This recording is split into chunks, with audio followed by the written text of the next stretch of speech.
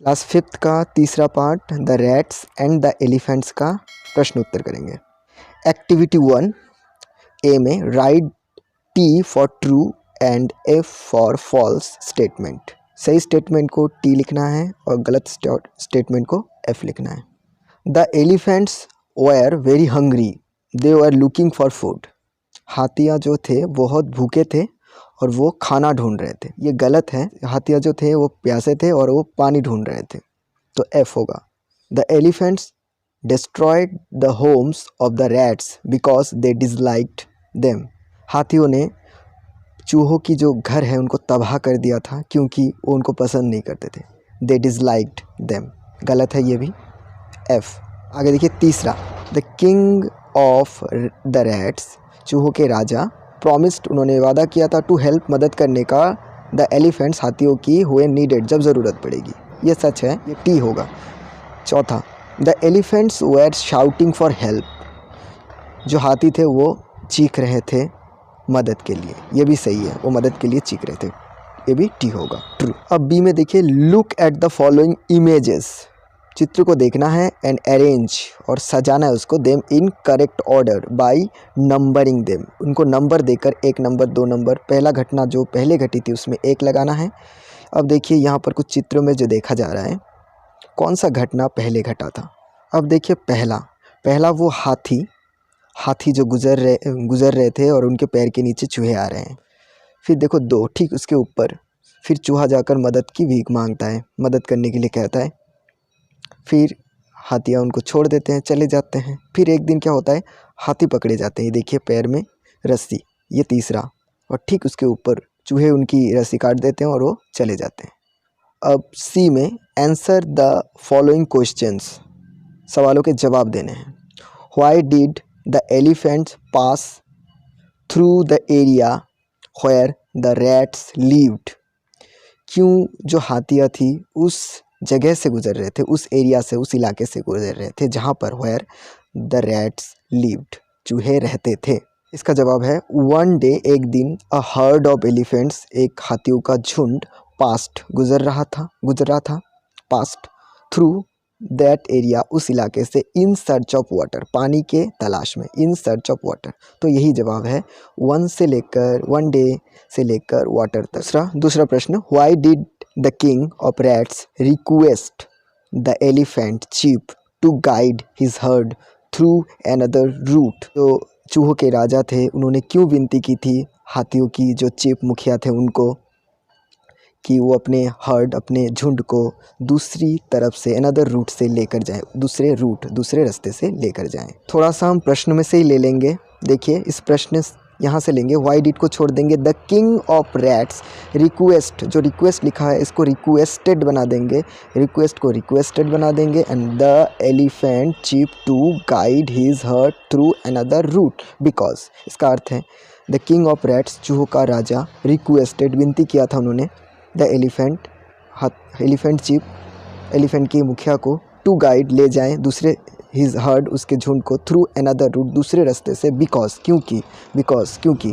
यहाँ तक हम प्रश्न से ले लेंगे, आगे टेक्स्ट से लेंगे। बिकॉज, क्योंकि, उसके बाद मेनी होम्स, बहुत सारे घर, ऑफ रैट्स, चूहों के, वर डिस्ट्रॉयड, तबाह हो गए थे, अंडर देयर बिग फीट, उनके बड़े बड़े पैर के नीचे, एंड, अब देखिए यहाँ जहाँ फीट है उसके बाद एक एंड लिखना है, AND, एंड, फिर लिखना है सम रैट्स वेर ऑल्सो किल्ड, और कुछ चूहे भी मारे गए थे, इसीलिए विनती की थी। ये दूसरे का जवाब।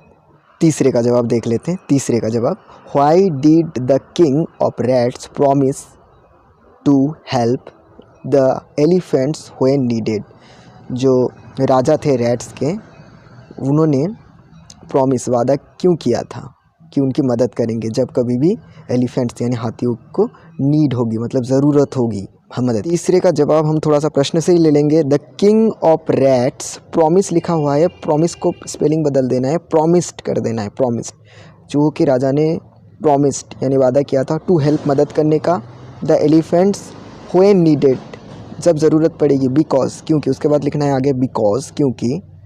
अब थोड़ा सा टेक्स्ट से लेंगे। Because the king of rats, Mushak Raj, went to the king of elephants, जो चूहों की राजा मुशकराज थे वो वेंट टू द किंग, गए थे to the king of elephants, हाथियों के राजा के पास गजराज, एंड रिक्वेस्टेड और विनती की थी हिम उनको, टू टेक हिज हर्ड लेने के लिए उनके झुंड को, थ्रू अनदर रूट दूसरे रास्ते से, टू द पॉन्ड तालाब में, एंड बस पॉन्ड के बाद एक एंड लगाना है, एंड ही एक्सेप्टेड और उसने मान लिया था। इसीलिए वो उनकी मदद करने के लिए वादा किया था कि हाँ मान गए थे, इसीलिए उन्होंने भी वादा कर दिया था कि वो भी मदद करेंगे। चलिए चौथा प्रश्न देखिए, why were the elephant shouting one day, एक दिन जो एलिफेंट्स हाथी थे वो क्यों चीख रहे थे। देखिए यहाँ से थोड़ा सा प्रश्न से लेंगे, द एलिफेंट्स, अब जो वेयर पहले लिखा हुआ है व्हाई वेयर, वेयर को एलिफेंट्स के बाद ले आएंगे, द एलिफेंट्स वेयर शाउटिंग, हाथियाँ चीख रहे थे, बिकॉज क्योंकि, नीचे मैंने लाल रेड कलर की लिख भी दिया है, the elephants were shouting because, हाथी चीख रहे थे क्योंकि, बिकॉज क्योंकि, the elephants caught in the traps, हाथियाँ जाल में पकड़े गए थे, किप्ड बाय सम हंटर्स, जो कि रखा हुआ था किसी हंटर्स यानी शिकारियों के द्वारा, बाय सम हंटर्स। तो द एलिफेंट्स को हटाकर दे भी लिख सकते हैं, दे वो कॉट पकड़े गए थे, इन द ट्रैप्स यानी जाल में, किप्ड बाय सम हंटर्स जिनको। How did the rats help the elephants, कैसे चूहों ने हाथियों की मदद की। इसका टेक्स्ट से लिखेंगे, the rats quickly started by beating, the rats quickly started, चूहों ने शुरू कर दिया था झटपट से, बीटिंग द रोप्स, रस्सी को काटना, विद देयर शार्प टीथ, उनके तीखे दांतों से। तो यहाँ पर अब देखिए एक्टिविटी 2 में, complete the following sentences by choosing appropriate words from the box. इस बॉक्स में जो वर्ड्स दिए गए हैं वो इस रिक्त स्थानों में डालने हैं। यहाँ पर कुछ शब्द हैं, promise, trap, danger, herd, ready, pond, quickly, realised. Promise यानी वादा करना, ट्रैप यानी जाल, डेंजर यानी मुसीबत, हर्ड, डेंजर यानी खतरा या मुसीबत, ठीक है, हर्ड यानी झुंड, रेडी यानी तैयार, और पॉन्ड यानी तालाब, क्विकली यानी जल्दी से, रियलाइज्ड यानी महसूस हो गया था। तो Mahesh is always dash to play cricket, Mahesh is always ready to play cricket, Mahesh हर वक्त तैयार होता है क्रिकेट खेलने के लिए। He dash finished his homework and went out to play, he quickly finished, उसने जल्दी से ख़त्म कर लिया था, हिज होमवर्क, उसके गृह कार्य, एंड वेंट आउट, और चला गया था टू प्ले, खेलने के लिए।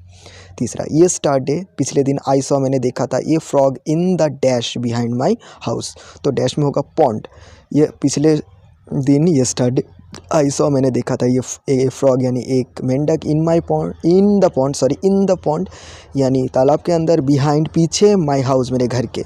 चौथा, my father promise to take me to the fair today, मेरे पापा प्रॉमिस यानी वादा करते हैं, to take me to the fair today, मेले में ले जाने के लिए, टुडे यानी आज। The fox was caught in a trap, the fox यानी लोमड़ी, वॉज कॉट पकड़ा गया था, इन ए ट्रैप जाल के अंदर, इन ए ट्रैप एक जाल के अंदर।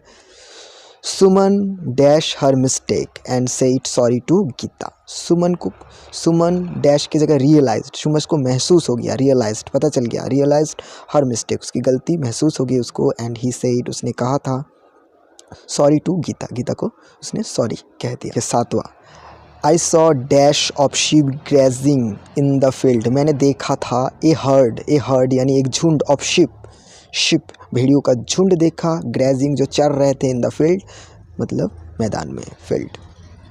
आठवां, the lion was about to pounce on the zebra, मतलब लायन शेर झपट्टा मारने ही वाला था जेब्रा के ऊपर, but the zebra sensed, zebra ने सेंस, उसको महसूस हो गया, द डेंजर खतरे का, एंड रन अवे, वो भाग गया था दूर, ठीक है। बी में क्या है कि यहाँ पर देखिए हर्ड और हर्ड, यहाँ पर दो शब्द हैं जिनका स्पेलिंग अलग है लेकिन उच्चारण लमसम एक जैसा है। ऐसे ही कुछ शब्द हैं जिनके उच्चारण लमसम एक ही जैसे होते हैं लेकिन उनका स्पेलिंग अलग होता है और अर्थ अलग होता है। तो कहाँ पर कौन सा अर्थ आएगा? जैसे यहाँ पर सन और सॉन, सन यानी सूरज, SUN सन यानी सूरज, SON सन यानी पुत्र, लड़का।